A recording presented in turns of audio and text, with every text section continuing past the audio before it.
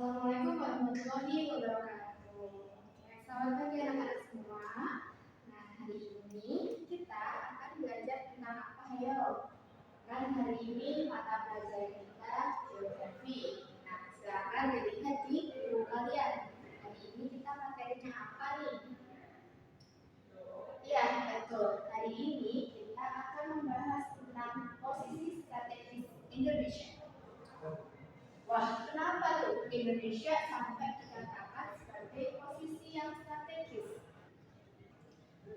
Nah, anak-anak, di sini ibu akan menampilkan sebuah grafik. Ada yang tahu apa itu belum?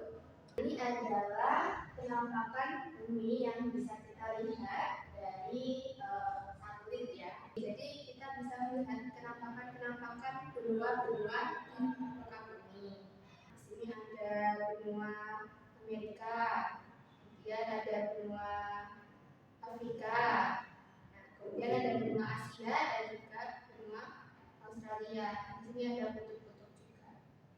Nah, kalau dilihat nih, posisi Indonesia, dia berada di antara benua apa nih?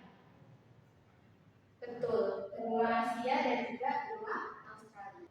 Nah, kalau di penampakan bumi ini, kita berada di samudra, iya benar, samudra Pasifik dan juga samudra Hindia. Bisa dilihat ya, misalnya di atas itu ada samudra Pasifik dan bawahnya ada samudra Hindia.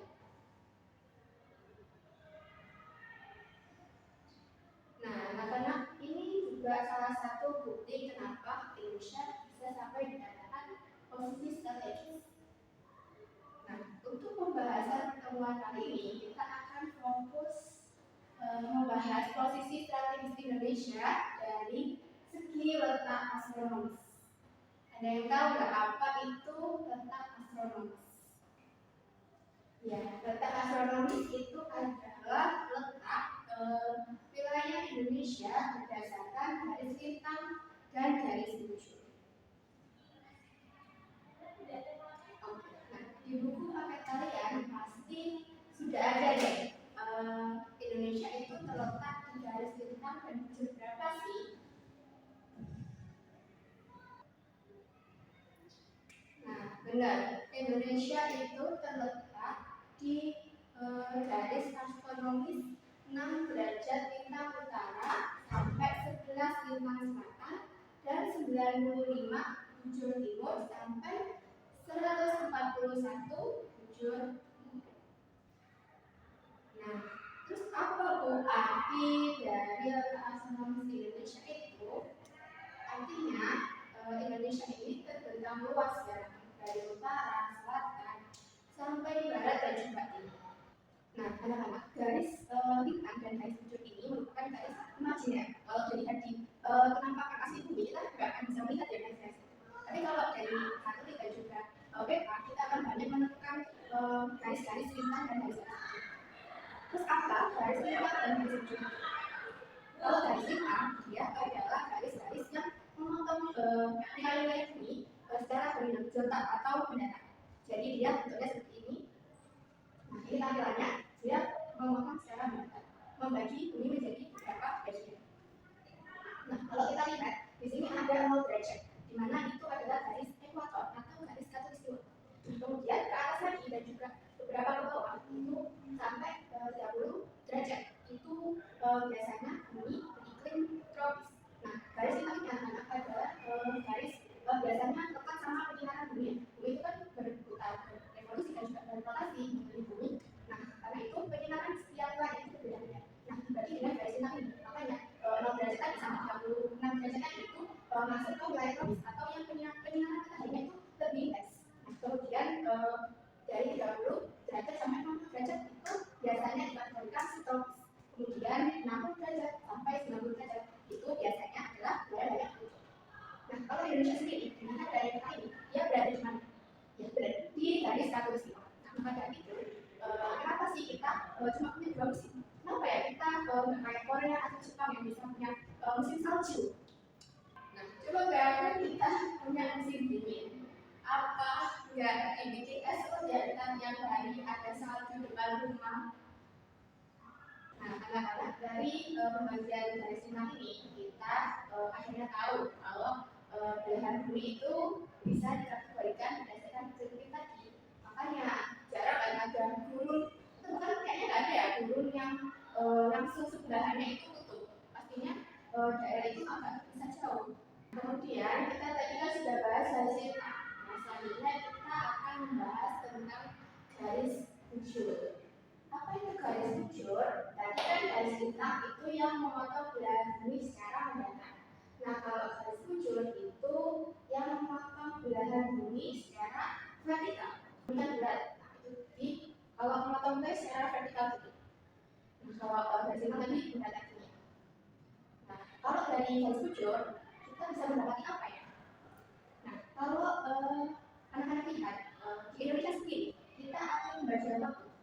Nah, itu dia adalah salah satu bukti kenapa ada garis bujur. Nah, dari garis bujur ini dibagi wilayah baru itu menjadi berapa zona waktu.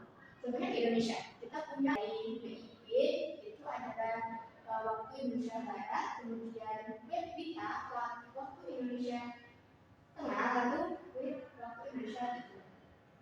Nah, kita lihat yang ada zona waktu di Indonesia, situ ada Pulau Sumatera sampai Jawa, kemudian memotong wilayah Kalimantan sedikit, kemudian yang tengah ada Nusa Tenggara, Sulawesi dan juga Kalimantan sedikit, kemudian ada Maluku dan juga Papua, daerah timur. Nah, anak-anak dari garis bintang tadi menunjukkan bahwa kita ada di garis ekuator atau garis khatulistiwa, di mana penyinaran matahari itu cukup intens, jadi kita tidak kekurangan sinar matahari. Nah, makanya anak-anak kalau kalian tahu di beberapa pulau Indonesia Kalimantan Papua itu banyak hutan hujan tropis yang di sana itu tanahnya cukup subur dan juga biasanya hujan sepanjang tahun. Nah, itu tadi karena pemanasan matahari yang cukup intens, jadi udara itu naik sehingga membuat untuk terbentuk awan hujan. Nah, anak-anak dari Indonesia yang punya dua musim tadi, yaitu musim panas dan musim hujan, kita bisa punya sumber kekayaan atau sumber daya alam yang cukup berlimpah. Nah, itu tadi anak-anak. Jadi kita nggak punya musim yang cukup ekstrim ya.